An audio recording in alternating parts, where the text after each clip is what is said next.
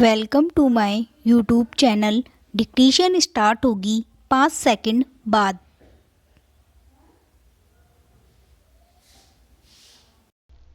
उपाध्यक्ष महोदय, हम लोग आज इसलिए एकत्र हैं कि विशेष आवश्यकता आन पड़ी है।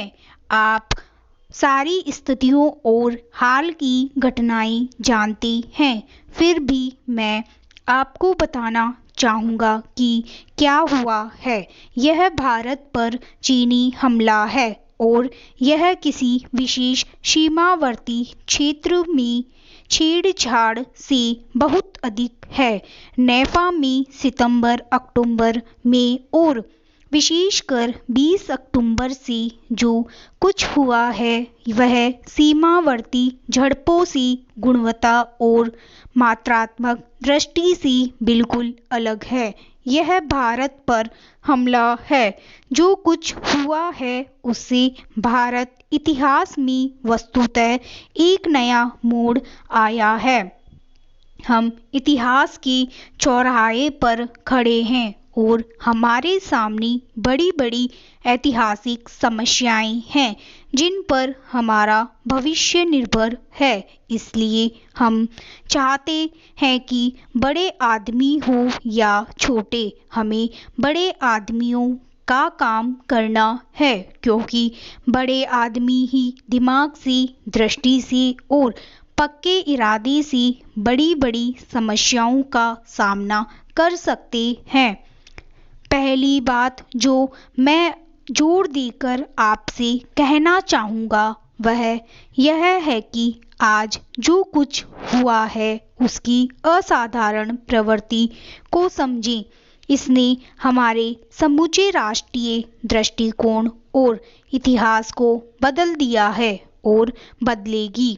यदि हमें इसका समुचित सामना करना है, जो करने का हमारा पूरा इरादा है, तो यह हमें बड़े ढंग से सोचना होगा। हमें अपनी उन बहुत सी समस्याओं को भूल जाना होगा जो हमारे पीछे पड़ी रहती हैं और इस बड़ी समस्या को देखना होगा जो हम सबके सामने है।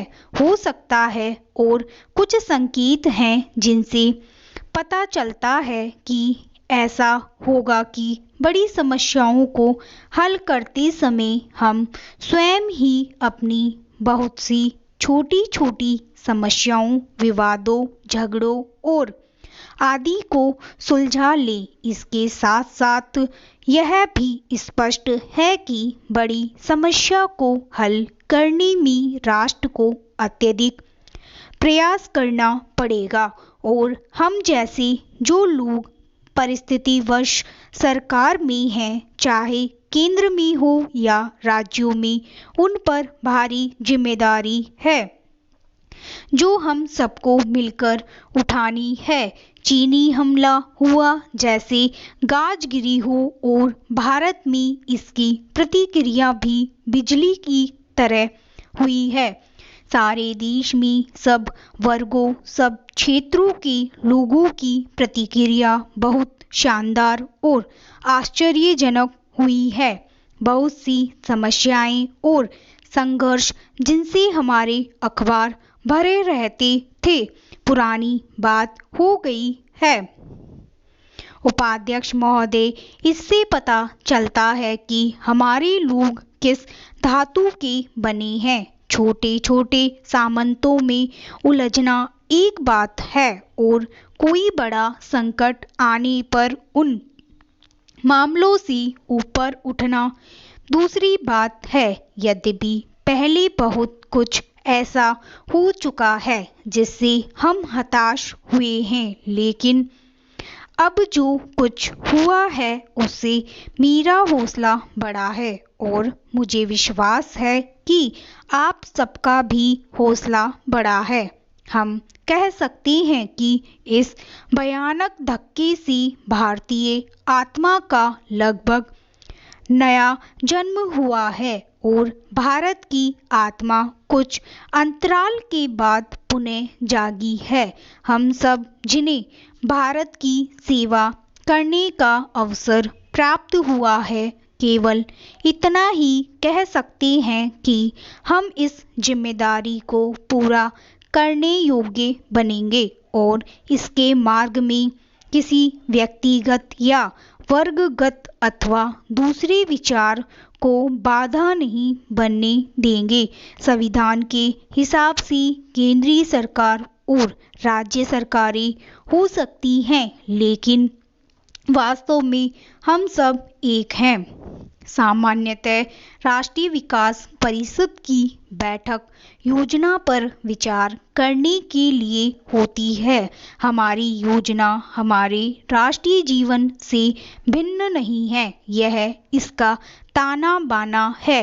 वर्तमान स्थितियों का हमारी योजना पर और उन आर्थिक तथा सामाजिक प्रतिक्रियाओं पर जो हो रही हैं क्या प्रभाव पड़ता है, हमें इस मामले पर विचार करना पड़ेगा। यद्यपि इस बैठक में हम ज़्यादा विस्तार से विचार नहीं करेंगे। स्पष्ट है कि पहली आवश्यकता और पहला काम वह सब कुछ करने का है जिससे इस संकट का सामना करने में सहायता मिले और अपने देश से हमलावर को खदेड़ने में सहायता मिले। और कोई चीज़ इसके बाद आती है। हमें देखना है कि ऐसा करने के लिए हमारे पास कितनी शक्ति है और न केवल इस प्रयोजन के लिए बल्कि बाद में आने वाले समय के लिए भी तैयारी करनी चाहिए। हमारा तात्कालिक काम देश को हमलावर से स्वतंत्र कराना है, लेकिन यह काम भी देश को मजबूत बनाने और ऊंचा उठाने के काम ही आएगा।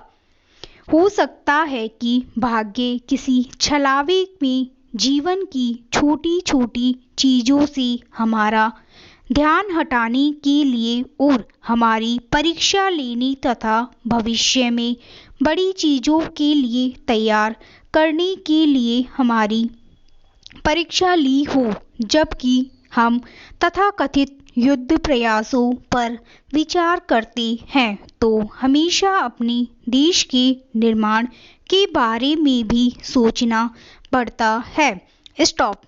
आपको ये डिक्टेशन अच्छा लगा हो तो प्लीज़ चैनल को लाइक करें, सब्सक्राइब करें और बेल आइकन पर क्लिक करें।